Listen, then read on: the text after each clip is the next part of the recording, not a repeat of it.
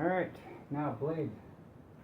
I'm going to put this blade back on that I have already sharpened. You'll probably not be able to see this, but it says grass side.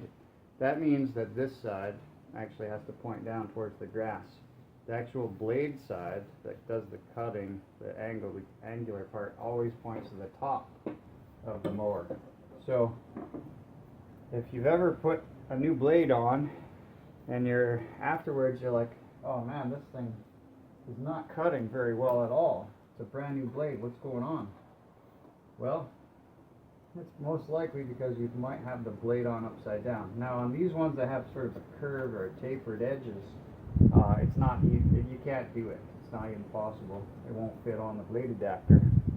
But there are some blades that are flat, and those flat blades will allow you to install it upside down. So that's just one thing to watch out for.